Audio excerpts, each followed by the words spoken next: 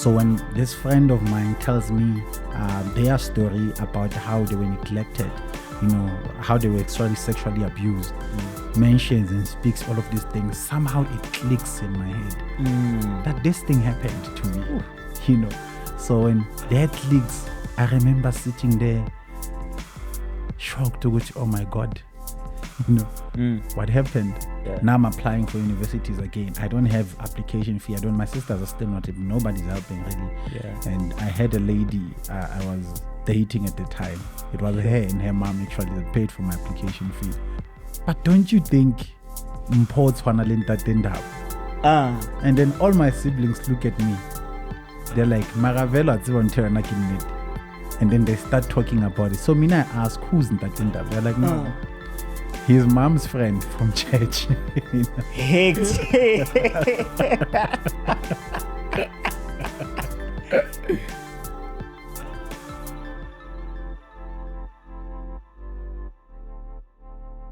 I'm moving away from my mom's house. Phase 1, I'm going to a different phase. Ngaphezulu.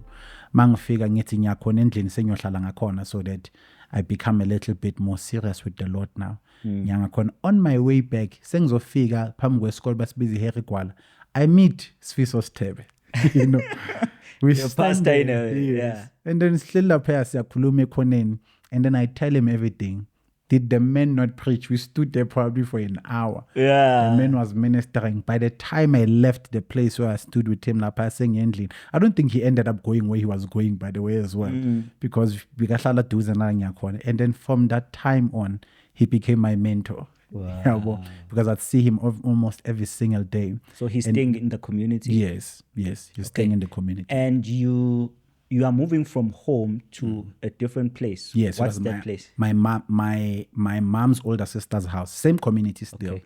Yeah. So it's a bit of a walking distance, like 15 minutes walking distance. So they got houses in the same community. So she was not living in the house. It was empty. Tsepiso. So the house was empty. Yes. So you are leaving your mom's home to her place, to guard her place. Yes, to go and just live there. I think in that year also it was because my sister, the one who was mentally ill, besilwa a lot. Yeah. And that time I remember my sisters started showing up a bit more again at the time, and they would be home because it was that thing with Mabalo and Abantu Babo Bazekai. Okay. So Mina was like, I'm not having this. You want some peace, yeah, so I left. Let me go to another space. Okay. That's how I left. Okay. Then that time, Sfiso was literally the person who spoke to me almost every single day because it's very close. We're not far from each other, same street. I'd be at his house a lot. The first time I preached was in that guy's room. The first time I preached a message a cell meeting, it was in his room. When he gave us the opportunity to do that on a Monday. Yeah. And the first time where I started now talking a bit about literally my whole life as well was during that time as well. Yeah, boy. So, yeah. He plays a role of a bigger brother to you. Yes. A father possibly to you. Yes. What are some of the things he teaches you during that time when you're with him? Godliness. Yeah. The guy was, if there's a young man who was on fire for God, yeah, it was that person. Yeah. And he was one of those NJ's toilet type of believers, Yeah. Yeah. So he would consistently say, Yegana mantombazan. Yegana mantombazan. And he was like that as well. So if you were dating, he would literally ask you almost every single day if he sees you about the person, how everything went, what did you guys do? Yeah. All of those types. So he taught me that as well. Yeah. But most of our responsibility was on the faith. Yeah. So I think much of what our relationship was like then was just mostly on faith and Christ and Jesus, Then 2017, it was similar again because we're at the same church now. I attended his church, Gospel Power Restoration, I think, at the time. What happens then next year? You've just completed matric. Did you pass? What happens? Oh no, yes, we definitely Oh, passed. wow. Yeah, that's for sure. It was a very huge miracle that I did. Yeah. With the back then, basically, it's passing a bachelor. Yeah. It's a Oh, bachelor's yeah. admission. So he didn't understand that until later. But that's what happened. So 2017, I wait for my results to come out. They come out, and then I'm put on a waiting list. I had applied for engineering, mechanical and electrical, and then that option was teaching. Yeah. First engineering courses bangala ncegu because hi Sure. my brother. Yeah. I was not close not to what they need. Yeah. And then teaching, put in waiting list. Then I was told that the space is full. This is Yeah. at Vets.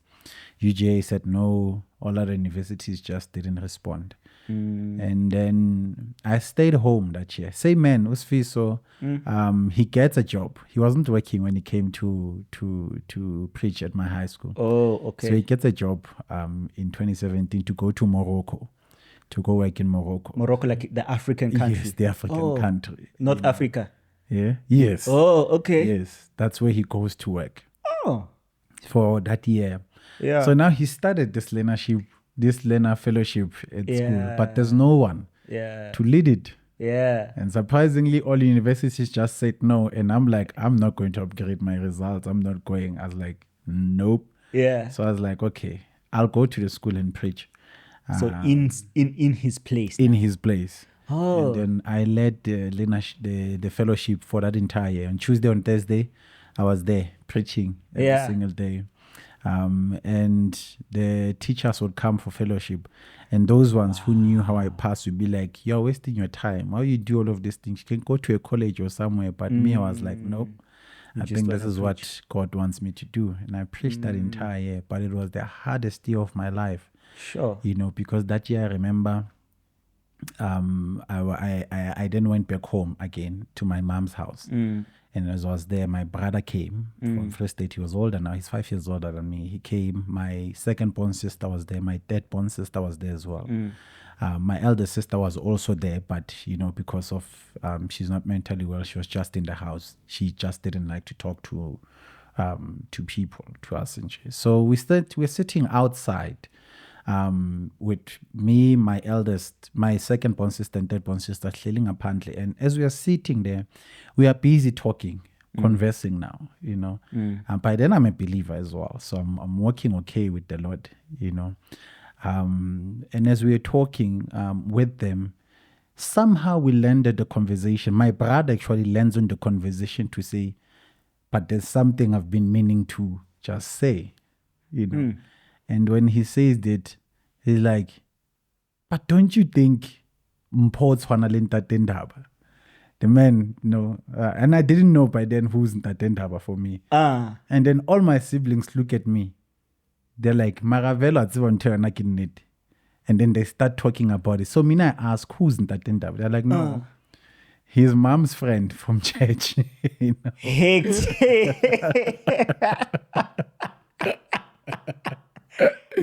So knowing all of that, it made me think, Oguti, there's much of things that I don't know. There are a lot of things that I don't know. There are a lot of things that I think were making me wonder, Oguti, hey, seems like konte ngazazi lana. So this is This 2017. Yes. In the middle of the year. Yeah. Just You're started. preaching at school. And your sibling says you look like a man that was your mom's My friend. mom's friend. They went to church together. And everybody agreed. All of them unanimously agreed, So they start talking about it, and I'm starting to think to myself that, so you're telling me that the man I knew as my dad is not my dad? I'm not Limpopian, I'm actually, Zimbabwean. Hey! Because he was not a South African national. Yeah. And they keep talking, and then that's when I started becoming a bit more curious. So remember, I'm sitting outside with just these two sisters, and my brother were talking about this. And then I think a couple of days pass.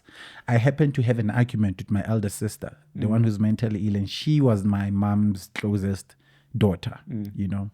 And during that time, when they had that bit of an issue, when we had that issue between me and my sister, because she was literally always wanting to leave the windows open. Yeah. So I fought with her. Yeah. But no, it's cold, it's raining, we need to close the window. Yeah. And then because she was not part of the conversation, she somehow says, "Akontlwele wena ngwana tate ndaba." Ha.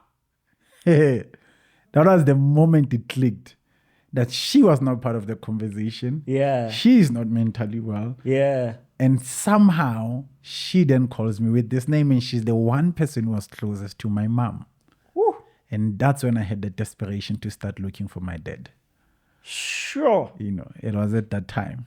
So you, after that conversations, you realized that in actual fact, the dad I knew when I was younger is not my actual dad. Yes. And now you actually want to find your actual dad. Yes. What's driving you to find your actual dad?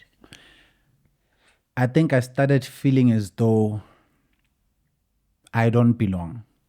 It's like a piece of me that was always missing. I knew it's not there, but somehow I felt like there's a gap now that needs to be filled. Velu kuphi, you know. But at the time when I'm looking for both of them, because you wanna get the story. These are suspicions, it's not really the full story. Boom.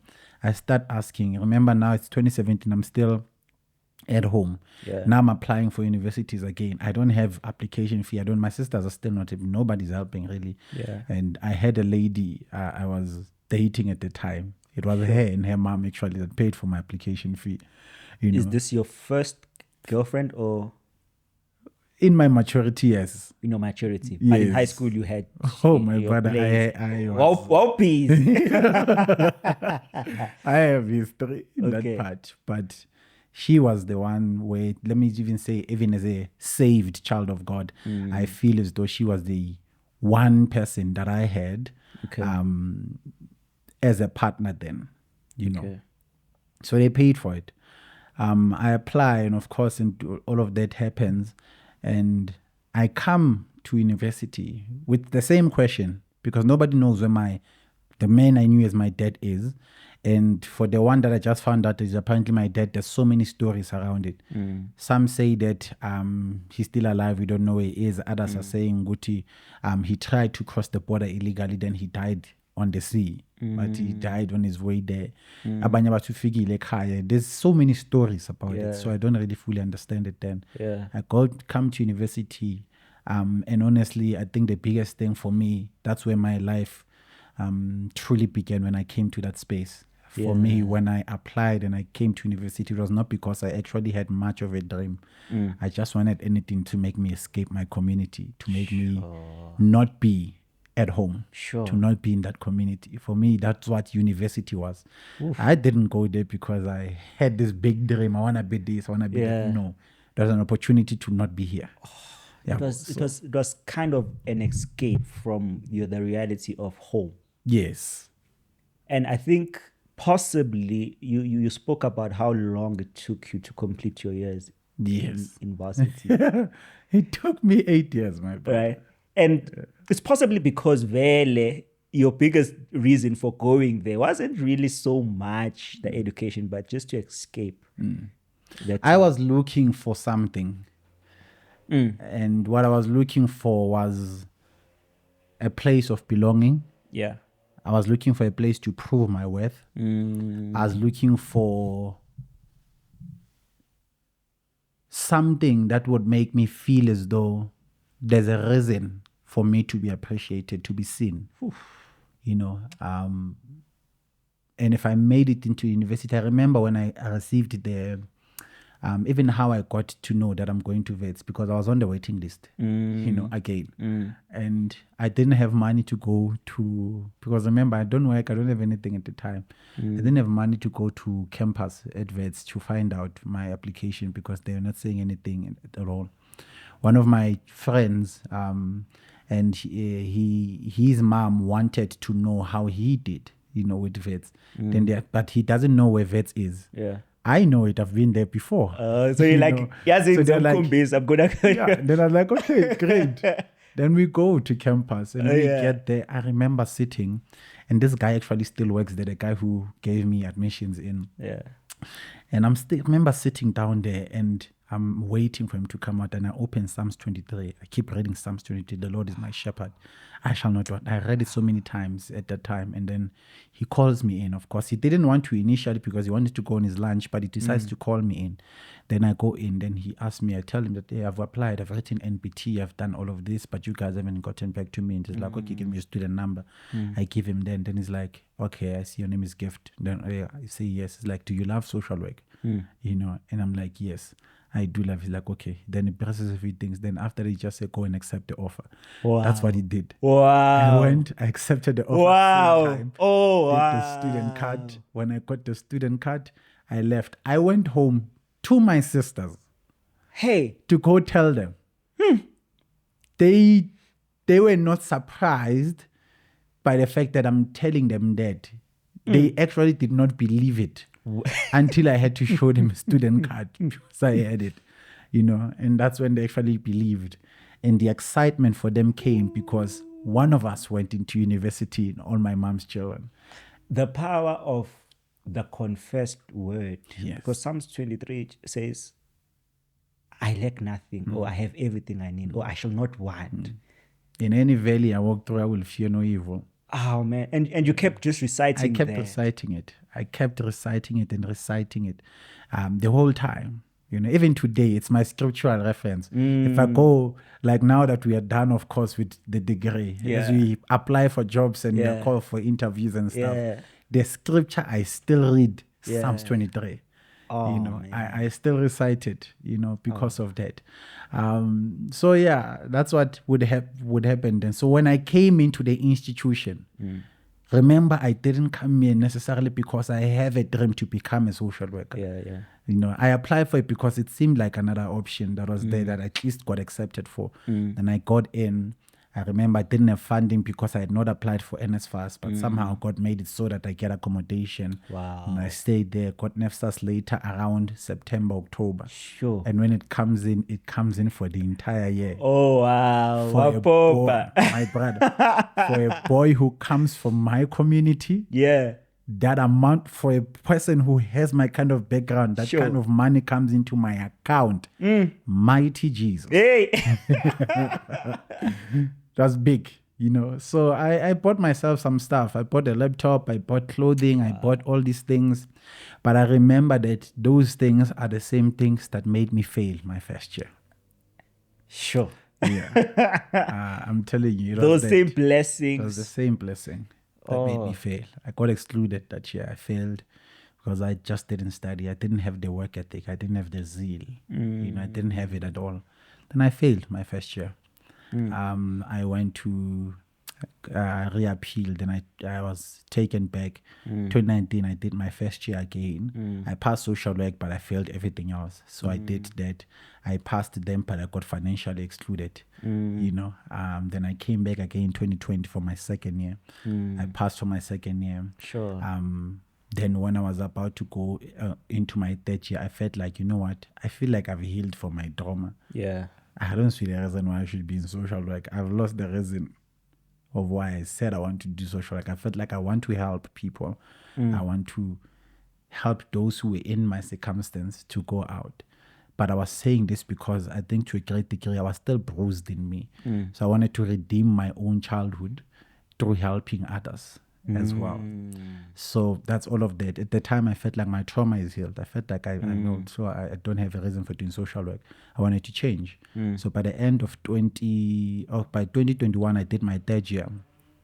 And then going on to June, I dropped social work. And then I did every other module that was needed that time. When I did that in 2021, 2022 came. Now I'm doing my final year in BA General. I'm doing my final year in BA General now. Yeah. And then it's going on. Around September, I'm wrong, July, the beginning of August, I remember I was at church. My late pastor, Apostle Simpiwe, had just did a conference called Jesus Conference. Sure. So the first day of the conference, after the second day, it was the 1st of August. I remember I get an email from Financial Aid Office. They're saying, you've used up then N plus years, so they can't fund you anymore. And I remember then the pastor helped me a lot at that time, gave me finances to go to campus and all of that. Wow. I slept at the CAF office though. I would sleep at the CAF office at the time. Yo, so many people got help by that office, A lot. Yeah. I'd sleep there. And then end of year, my brother, I was from church. I remember I'd come on campus. On campus, I'm supposed to go write my final exams for this degree. That's BA General. I'm supposed to go write. I don't feel the zeal of studying. I don't want to study, but I go to the lab and I try and I read. In the morning, 7 now, around past 7, I'm now on my way to go to Hall 29 to go write my exams. I get to the bus stop. When I get to the bus stop, I just stop. Pun unintended. When I get there, I just stop. Yeah. And then I start thinking to myself, do you want to do this? Oh, man. And I'm like, nah, I don't want to. I'm telling you, my brother. Oh, man. It's December. I'm supposed to write my last psychology exams. Then I'm done with the degree. Man. I walked back. Oh, no. I walked back. I did not go right. I walked back. I went to the lab. I sat a bit. I went home. I went and slept. Paper 2 came. I was in Pretoria. I was like, I'm not going tomorrow. Didn't go write my paper 2. Then my transcript, if it comes now, you'll see there's a part that says Febs or something like that. Yeah. I don't know what that means even today, but I just know that I didn't write my final exams. And that's how it was 2022. I still found myself in the institution firstly. Then came, when I failed, I remember then I came to 2023 to register again now. During that time, I made some consultations a lot, of course, to ask if I should continue. Some people said, my brother, you tried, just quit. And all of that. But I went still. I registered. But I don't have funding now. Excuse me. I don't have all these things, So I register. But in that same year now, the intensity of looking for my father grows. The intensity of all this childhood trauma that I had, the abandonment, by the way, you'll understand that there's child abuse, there's child abandonment, then there's child neglect. Sure. So for me, I was abandoned, and in the times where they were there, I was neglected. So I had these two things at the same time. So all these memories were coming up. At the same time, I'm trying to register again to come back for this. And I register. They allow me to register. And in 2023, as I register and then I begin, but also I'm working at a call center because I need to sustain myself. I don't have anybody sustaining me. I don't have any of these things. So at that time, I'm sustaining myself. I'm trying to do all of these things that I need to get done. Yeah, while I do all of that, I remember then there was a class here, anthropology, that needed for me to be in class. But I couldn't because I work. So this means that if I don't attend the classes, it means I will fail. So it was an issue. You also because still need to be at work. Still need to be at work at the same time. So I go to the faculty advisor who I sit down with. To this day, I'm grateful for her. Dr. Lindiwe Chuma. To this day, I'm grateful for her. For the advice she gave me on that day. I sat with her in the office and I told her all these things. I told her my challenges academically, and she sees on the computer as well. And then she sits down with me. I ask her, I don't know what to do. I have to work because I don't have any form of living. At the same time, I need to be here. Then she sits me down. She tells me all the options I have. She's like, you have 3 options. The first one, you can continue, work and study. But if you don't attend classes, we both know that you're going to fail, And if you fail, VET will close its doors to you entirely. And it's like the second option that you have is do this thing part-time, but just know that you'll have to do it for 3 more years. That if you do it part-time, then that's another option. And then the last option was like, you have the option of deregistering. Go sort yourself out. Apply again. Then you will come back and finish your degree. I went out of that office and I emailed the deputy faculty registrar and I said I would like to deregister. I deregistered in 2023. I went back home. I sat home that entire year, Sure. you know, and it was during that time where I had absolutely nothing. I remember I ended up quitting the call center as well because the environment, my brother, was not good. You Yeah. know, as a believer, and at the time I'm ordained, I'm a pastor, and Yeah. I'm talking to a person, Yeah. and you know, when they start swearing at you on the call, Aish. my brother, I'm like, ish, you are causing the I was The like, godliness. nope. Yeah, I'm not doing this. The I had anointing is absolutely nothing. being diminished. Yeah. So now I'm home. I'm sitting in my aunt's house, and all I do is read my Bible, pray, and I have absolutely nothing else to do except to think about my past and to think about my childhood, to think about all of these things.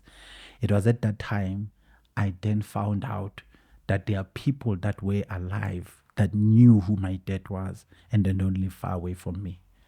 The first thing I did was to go and seek for her, Priest Chaba. I remember her. How do you find these people who tell you that actually we knew your father? Yeah, how do you find them? How do you? So remember I told you that I used to attend an old apostolic church. Yes. I yeah. go back to because my mom used to attend the same church.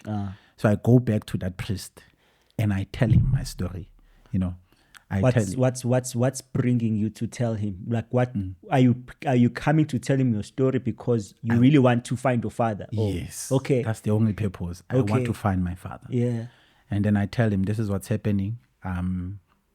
I found out this and all of that. And then his sister and we speak. And then he looks at me. He's like, now that you've told me this, I can see him in you. This is the second person who says this. And now it's external. It's not my siblings. Yeah. They're like, I can see the man in you. You know, Yeah. even how you walk, how you look. How dark you are. You are the literal image of that man. For me, it made sense because I also know the man who I knew as my father. He's a bit light skinned, short as well. I don't look anything like him. So it wouldn't make sense for your mom to be light skinned and him to be light skinned, and then you I'm dark. are total opposite. Yeah. So, and I'm the only one who's this way in all of my siblings. Oh. You know. So it's that, you know, with it. All of this. So when he said that I can see it, it's like, okay. I then asked some of my families, my uncles, they're like, yeah, no, we've always known it, but we just couldn't say. They're like, okay, we know that. I think your father is this man and all of that. And then the priest then directs me to this lady, this mama actually, she then said to Guti, he might know more. She might know more about your dad and all of that. Then I go to her. She had a childhood a crash, and I can she doesn't live far from where I was living at the time. So I went and I speak with her. I tell her she tried to look for the picture of my dad. She couldn't find it as well because she knew my dad exactly. You know, Yeah. even she said when I walked in, she looked at me. She felt a bit scared, a little. Oh yeah, because it's now the picture of Babundaba is coming to her. Yes.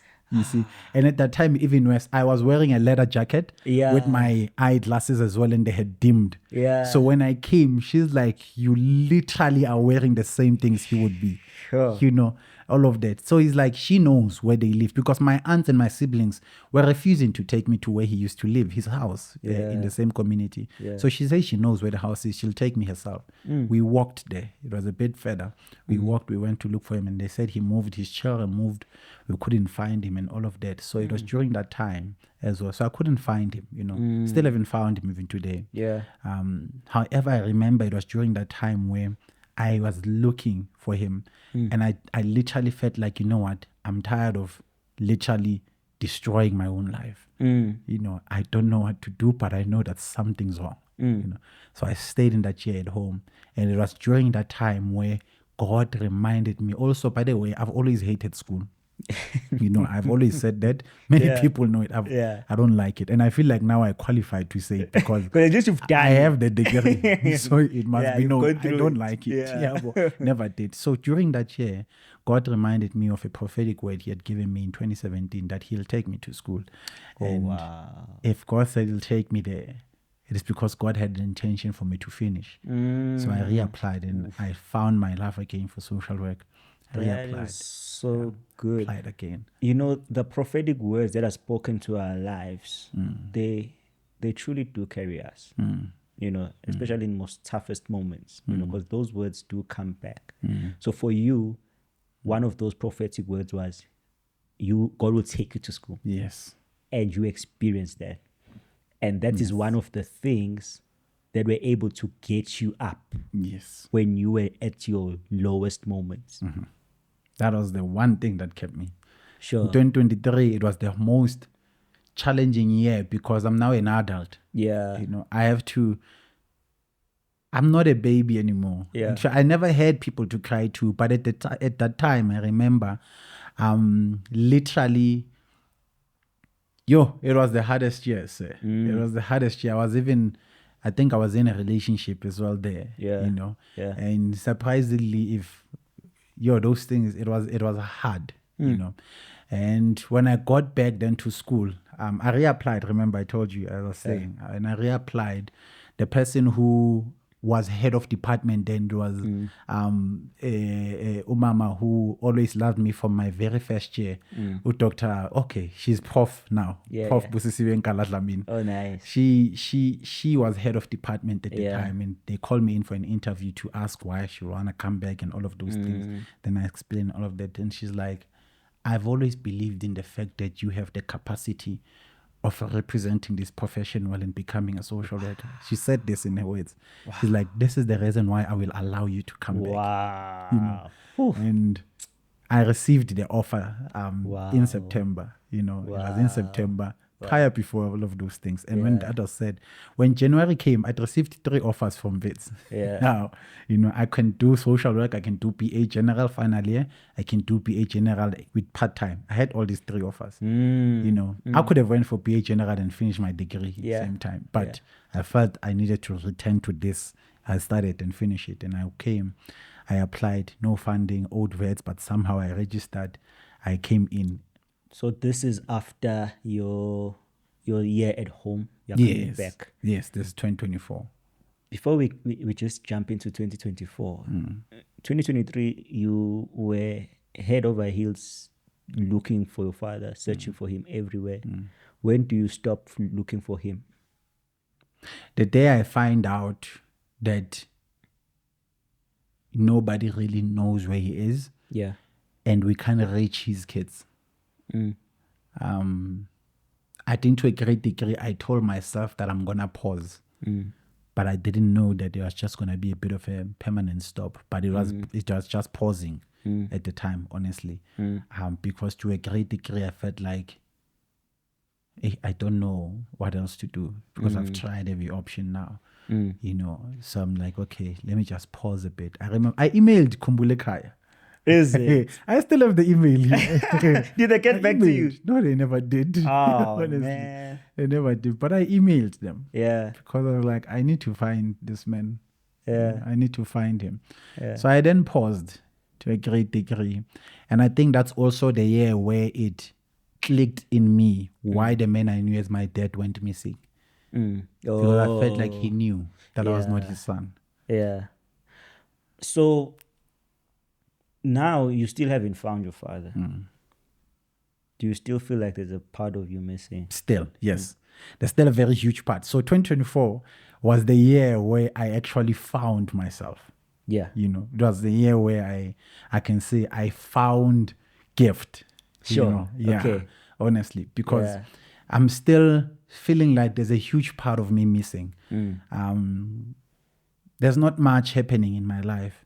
I don't have most people. I don't have anything really. I'm not working at the same time.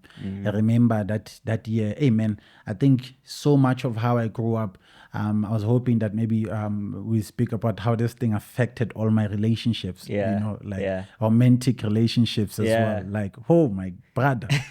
You know, so I just come out of a relationship as well in 2024. Yeah. I remember at the time I was now just sitting there, I'm single and I'm alone. And it hits me after that relationship that there's a problem with me. You know, it hits me that I have a problem. And I've always thought that I have it under control.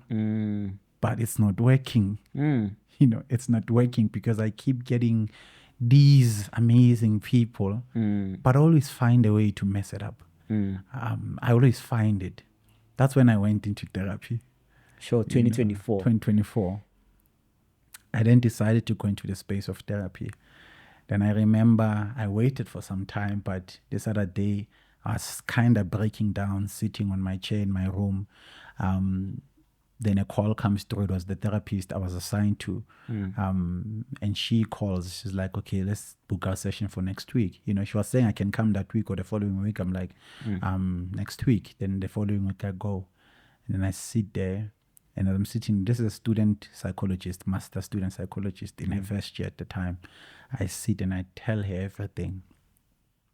And one of the most significant things she then made me realize in that moment, and it's something that a pastor, one pastor once told me about it in 2019, where she then says, you are running away from something. And what you are running away from is not necessarily your siblings, it's not your family. You are running away from yourself. Ooh. And she said, you are running because there is, this identity you have developed in your pain and in your past so much that you have not discovered how the healthy you looks like. Oh, You don't know. You know, that was the first session, my brother. That was first session. Hey, We dropping lines like that. Yeah. Yo. You see, so when the hate was happening, it made me realize. I remember I broke down.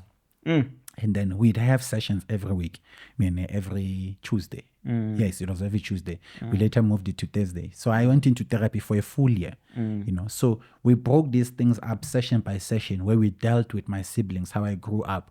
We dealt with my childhood. We dealt with, then we came to a place we also spoke about my father. We spoke about, I remember there was a point where we touched on when I had realized after talking to a particular friend that no, I was actually sexually assaulted. You know, I realized that when I realized that, I took it into therapy, where I then realized that this is where all of these things grew from.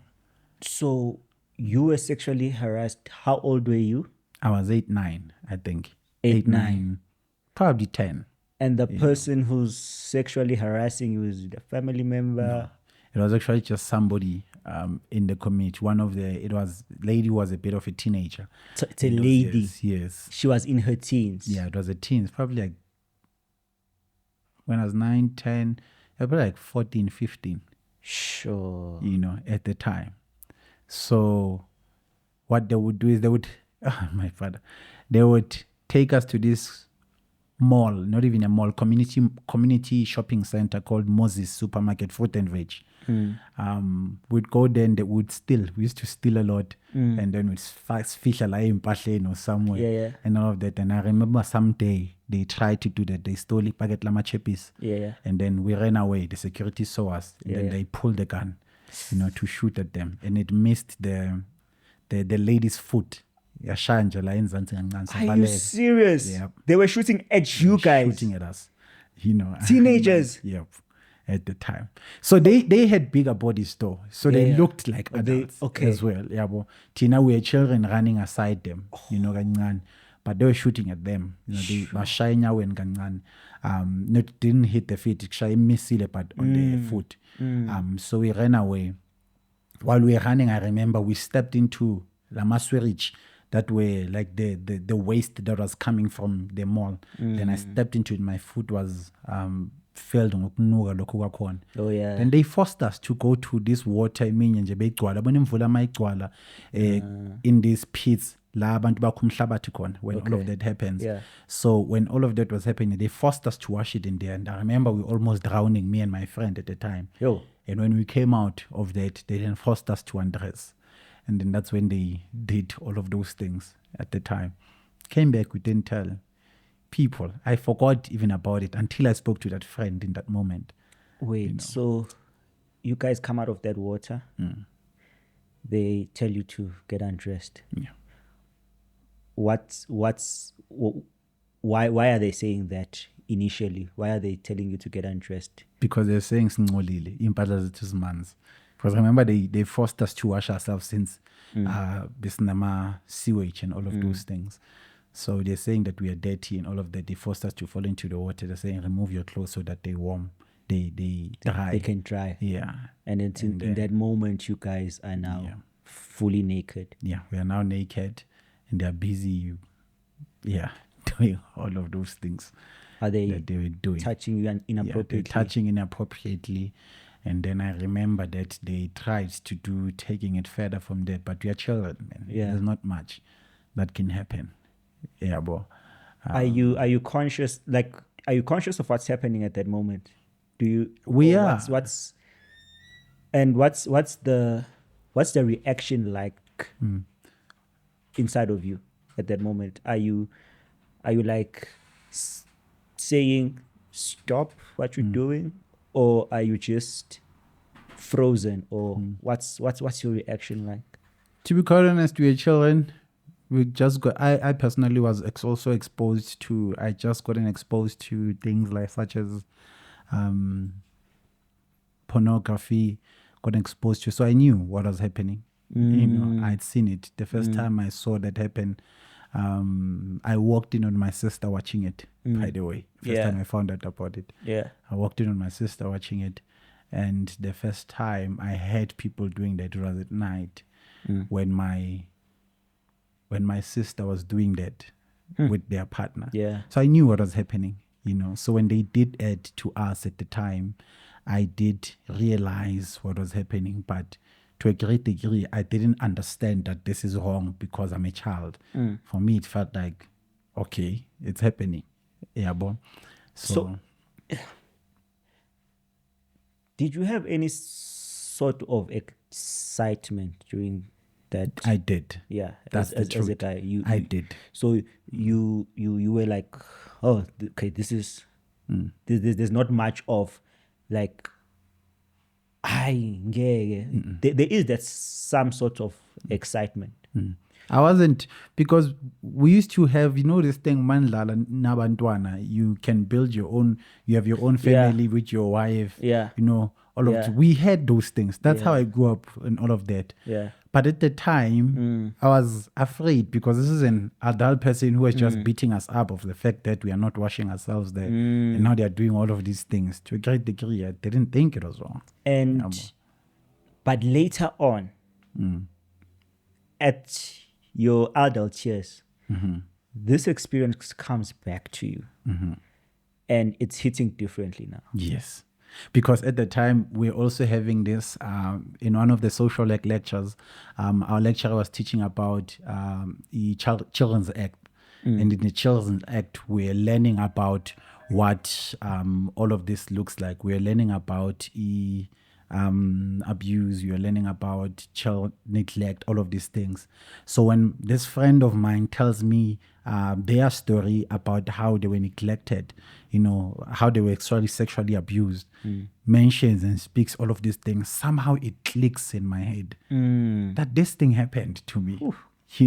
So when that clicks, I remember sitting there shocked to go, oh my God, what happened? And then I remember then in the next session, and then took it up with my therapist.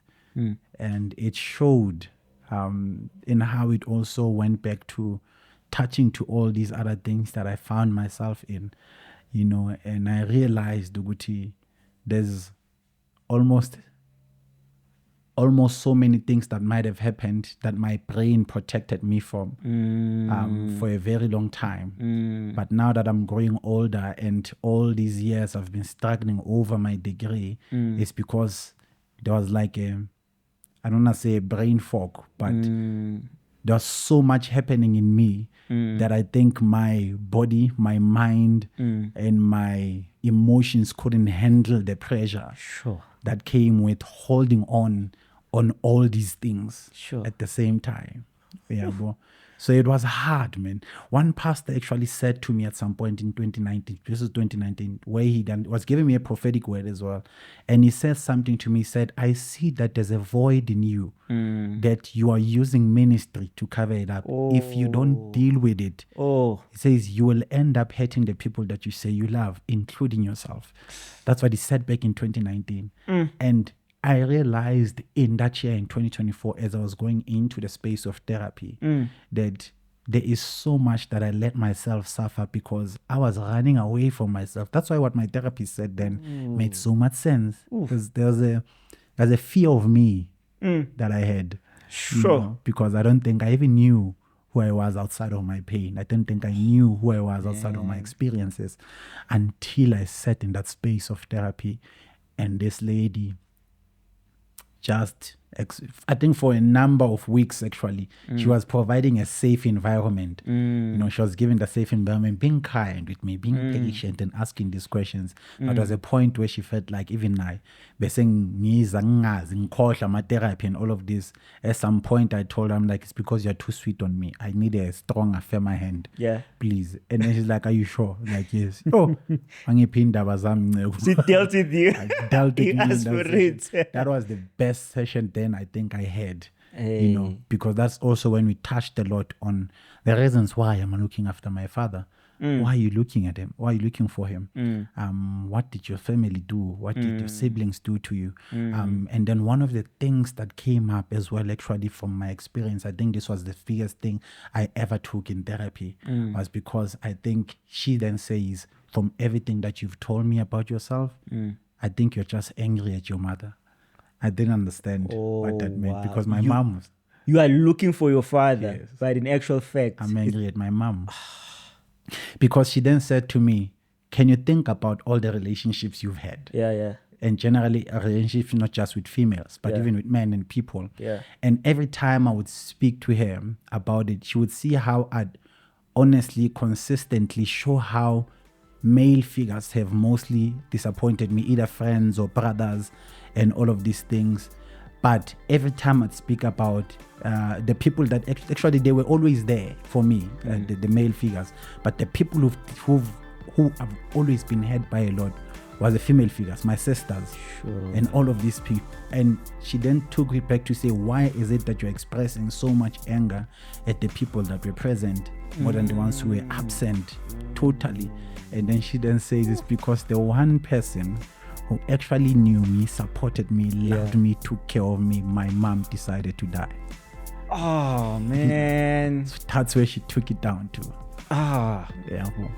Sure. It was a hard thing to deal with from what she said, because I had to then realize that it was not necessarily what my sisters did that disappointed me, was the fact that where my mom left me in. Sure. She left me here. She let me grow up this way, So